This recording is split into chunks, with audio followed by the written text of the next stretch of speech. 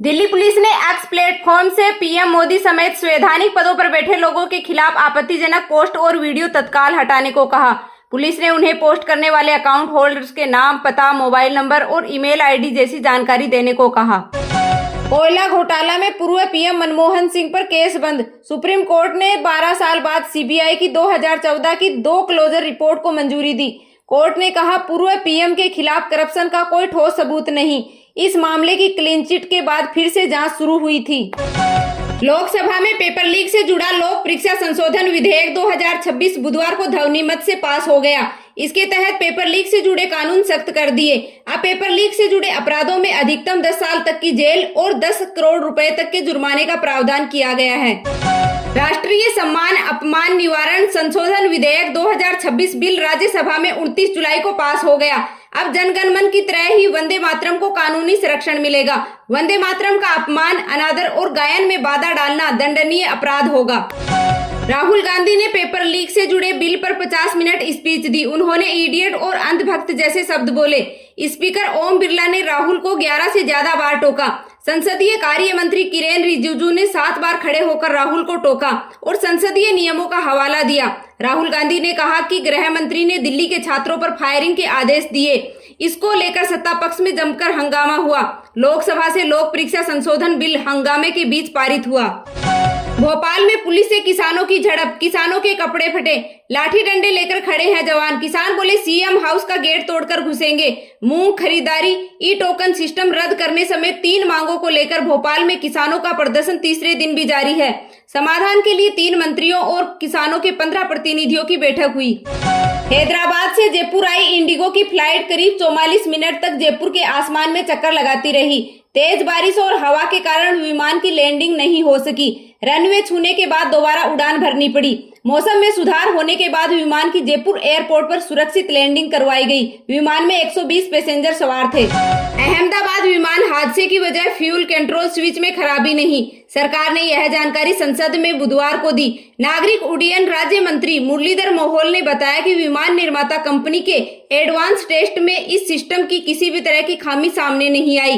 हालांकि पिछले साल जारी प्रारंभिक जांच रिपोर्ट में दावा किया गया था कि दोनों इंजनों के फ्यूल कंट्रोल स्विच बंद होने के कारण इंजन बंद हो गए थे। अभिजीत दीपके ने दोबारा आंदोलन की चेतावनी दी। सरकार ने सीजेपी से किया वादा पूरा नहीं किया। दर्जनों एफआईआर वापस नहीं की गई तथा प्रदर्शनकारियों से पूछताछ की जा रही।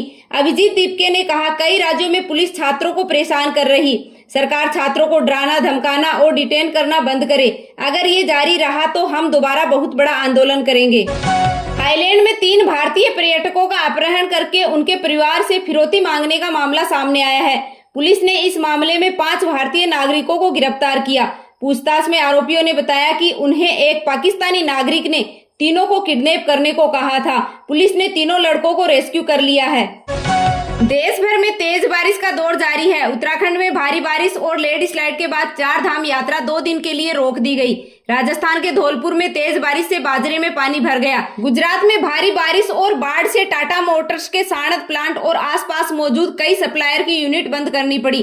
छत्तीसगढ़ में बिजली गिरने से 3 घटनाओं में 5 लोगों की मौत हो गई, जबकि 11 लोग घायल हुए हैं। देश में ऊपर 2 सिस्टम बने हैं जिनके कारण भारी बारिश हो रही है। आईएमडी ने 4-5 दिनों से उत्तर प्रदेश और मध्य भारत में सामान्य से ज्यादा और पूर्वी भारत में भारी बारिश की चेतावनी दी है। देश के ऊपर 2 सिस्टम बने हैं जिसके कारण भारी बारिश हो रही है। आईएमडी ने 4-5 दिनों से उत्तर पश्चिम और मध्य भारत में सामान्य से ज्यादा और पूर्वी भारत में भारी बारिश की चेतावनी दी है।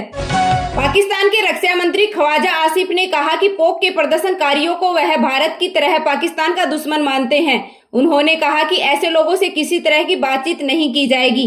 पोक में पुलिस की फायरिंग में पिछले 2 दिनों में 32 प्रदर्शनकारियों की मौत हो गई। 50 से ज्यादा लोग घायल हैं। यहाँ चुनाव के विरोध में जॉइंट आवामी एक्शन कमेटी ने मार्च निकाला था। यमन के हुती विद्रोही रेड सी के दक्षिणी हिस्से से गुजरने वाले कारोबारी जहाजों पर शुल्क लगाने की तैयारी कर रहे हैं। ईरान ने दिया हुती विद्रोहियों को यह आइडिया। चीनी जहाजों को छूट मिल सकती है। ईरान और अमेरिका जंग में अब सऊदी अरब की भी एंट्री हो गई। सऊदी अरब ने अमेरिका के साथ मिलकर इराक में ईरान समर्थक पॉपुलर मोबिलाइजेशन फोर्स पीएमएफ के लड़ाकों के ठिकानों पर हमले किए। इसमें 20 लड़ाकों की मौत हो गई जबकि 32 घायल हो गए। अमेरिका ने चीन समेत दूसरे देशों से आने वाले इंसानों जैसे दिखने वाले और 4 पैरों पर चलने वाले रोबोट के आयात पर रोक लगा दी है। कहा कि देश की सुरक्षा को खतरा हो सकता है। चीन बोला अमेरिका बिना किसी सबूत के चीनी कंपनियों को निशाना बना रहा। रूस ने टेलीग्राम के फाउंडर पावेल दुरोव को इंटरनेशनल वांटेड लिस्ट में डाल दिया है। रूस की मुख्य सुरक्षा एफएसएस ने उनके खिलाफ आतंकवाद को बढ़ावा देने के आरोप तय किए। पावेल दुरोव का नया केस दर्ज। रूस में टेलीग्राम ऐप पूरी तरह बैन हो सकता है। वैभव सूर्यवंशी T20 में दुनिया के टॉप 50 बल्लेबाजों में शामिल। आईसीसी की ताजा T20 रैंकिंग में भारत के युवा बल्लेबाज वैभव सूर्यवंशी 536 रेटिंग पॉइंट के साथ दुनिया के 48वें नंबर के बल्लेबाज बन गए हैं। वे पहली बार टॉप 50 में आए। दूसरी ओर वनडे में भारत के कप्तान शुभमन गिल वर्ल्ड के नंबर 1 बल्लेबाज बन गए। वैभव सूर्यवंशी दिलीप ट्रॉफी में ईस्ट जोन के उप कप्तान बनाए गए। वहीं ईशान किशन को कप्तानी मिली। मोहम्मद शमी और मुकेश कुमार को भी टीम में शामिल किया गया है। पहली बार आईपीएल की बिजनेस वैल्यू 20.6 अरब डॉलर यानी कि 2 लाख करोड़ रुपए हो गई, जो पिछले साल 11.4% से ज्यादा है। टीमों में royal Challengers Bengaluru brand value के मामले में आईपीएल की सबसे कीमती टीम है। आरसीबी की ब्रांड वैल्यू करीब 3000 करोड़ रुपए बताई गई है। अडानी इंटरप्राइजेज की पहली तिमाही में 1160 करोड़ रुपए का घाटा हुआ। अमेरिकी एजेंसी को 2644 करोड़ रुपए का सेटलमेंट पेमेंट होने के कारण हुआ नुकसान, जबकि अडानी इंटरप्राइजेज का रेवेन्यू 50% बढ़ा है।